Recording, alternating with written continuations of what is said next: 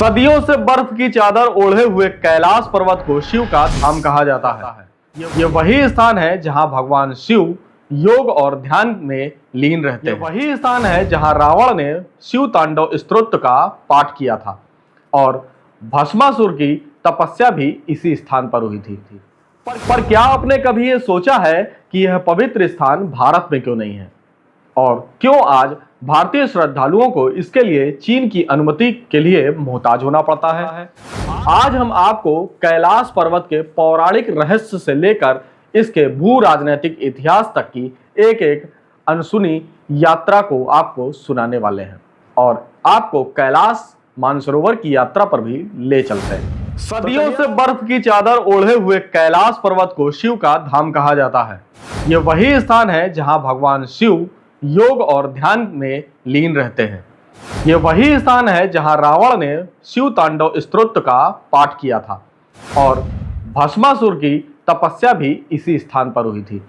पर क्या आपने कभी ये सोचा है कि यह पवित्र स्थान भारत में क्यों नहीं है और क्यों आज भारतीय श्रद्धालुओं को इसके लिए चीन की अनुमति के लिए मोहताज होना पड़ता है?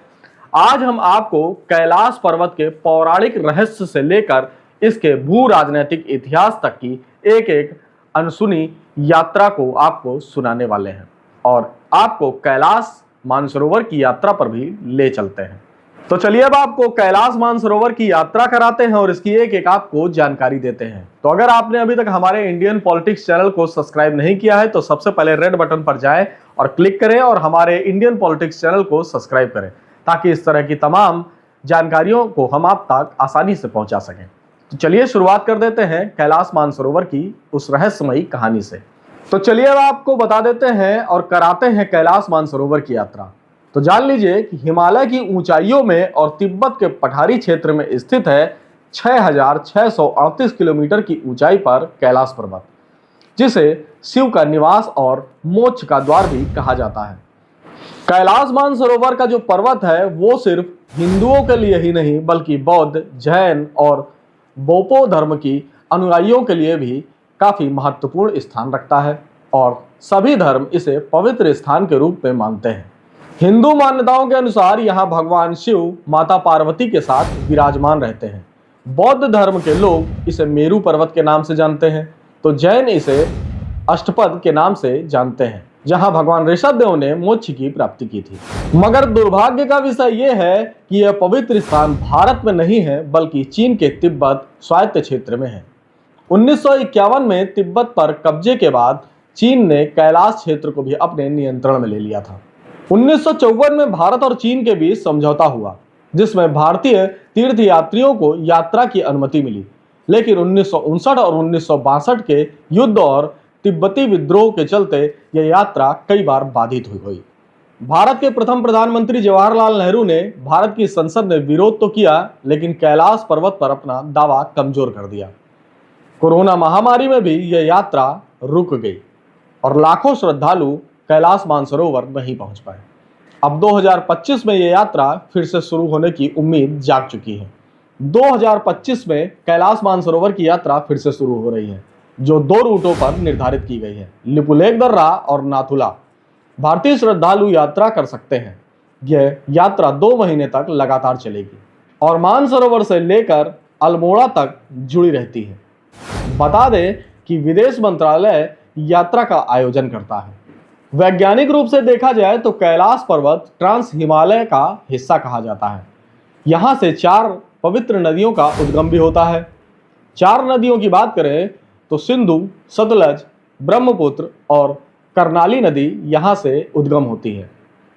कैलाश मानसरोवर पर निकलने वाली नदियाँ कई देशों को अपना जल पिलाकर उनके जीवन को संवारती हैं। आध्यात्मिकता ही नहीं भौगोलिक दृष्टि से भी यह क्षेत्र अद्वितीय माना जाता है। इतिहासकार मानते हैं कि 20वीं सदी तक कैलाश मानसरोवर का इलाका भारत के कुछ राजाओं के अधीन हुआ करता था। लद्दाख के नामग्याल वंश से लेकर कुमाऊं के चांद वंश तक यह अधिकार भारत के अधीन रहा था।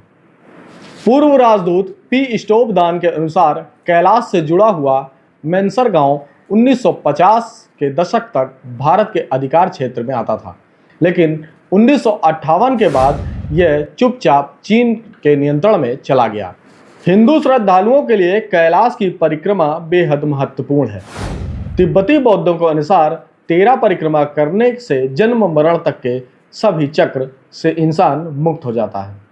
यही वो स्थान है जहां रावण ने शिव तांडव का स्तोत्र पाठ भी किया था और भस्मासुर की तपस्या भी इसी स्थान पर संपन्न हुई थी।